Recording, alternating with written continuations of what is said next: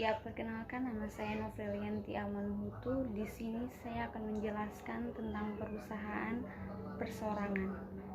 Poin-poin yang akan saya sampaikan, yang pertama pengertian, kedua ciri-ciri, ketiga kelemahan usaha persorangan, yang keempat kelebihan perusahaan persorangan, dan yang kelima contoh badan usaha persorangan.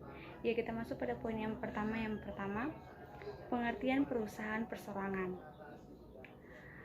Perusahaan persorangan adalah badan usaha yang selalu modalnya dimiliki oleh satu orang, di mana keuntungan atas usaha tersebut juga sepenuhnya terjadi keuntungan satu orang tersebut. Artinya bahwa badan usaha ini hanya dengan atau didirikan oleh satu orang saja yang merupakan penanggung jawab atas perusahaan itu sepenuhnya, dan dia juga yang bertanggung jawab sepenuhnya terhadap semua resiko dan kegiatan perusahaan tersebut. Dan poin yang kedua, ciri-ciri usaha persorangan. Yang pertama, dimiliki oleh satu orang saja. Artinya bahwa hanya ada satu orang yang merupakan pemilik tetap dari perusahaan tersebut. Yang kedua, pengelolaan sederhana. Dalam sistematika pengelolaannya, si pemilik perusahaan memiliki sistematika yang sangat sederhana. Yang ketiga, modal relatif tidak terlalu besar. Artinya bahwa modal pada perusahaan ini relatif kecil, disebabkan oleh akibat hanya ada satu orang dari pendiri perusahaan tersebut. Dan yang keempat, kelangsungan usaha pada para pemilik.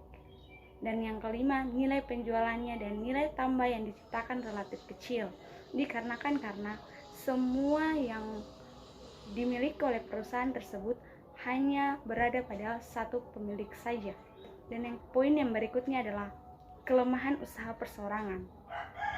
Kelemahan usaha persorangan yang pertama, tanggung jawab pemilik tidak terbatas. Artinya bahwa tanggung jawab sepenuhnya berada di tangan dari si pemilik perusahaan tersebut. Yang kedua, sumber keuangan terbatas. Ini diakibatkan karena sumber keuangan ataupun pemasukan semuanya berasal dari keuangan si pemilik perusahaan tersebut. Dan yang ketiga, kualitas manajemen. Hal ini disebabkan karena hanya berpatokan pada si pendiri tersebut, sehingga perusahaan tersebut kesulitan dalam poin manajemen. Dan yang keempat, kelangsungan usaha kurang terjamin.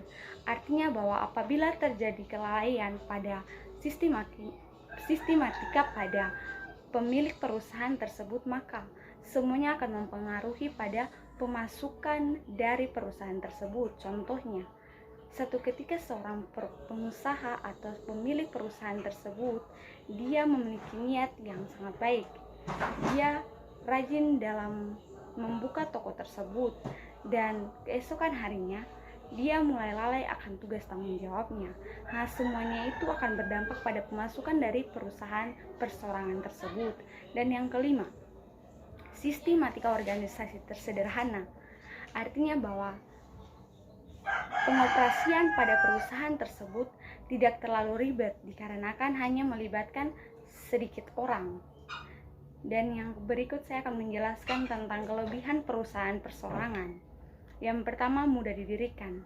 Artinya perusahaan ini mau kapan saja, mau di mana saja, perusahaan ini bisa dibangun. Yang kedua, keuntungan sepenuhnya berada di tangan si pemilik. Artinya bahwa semua laba ataupun keuntungan diperoleh oleh perusahaan tersebut semuanya merupakan hak dari si pemilik perusahaan.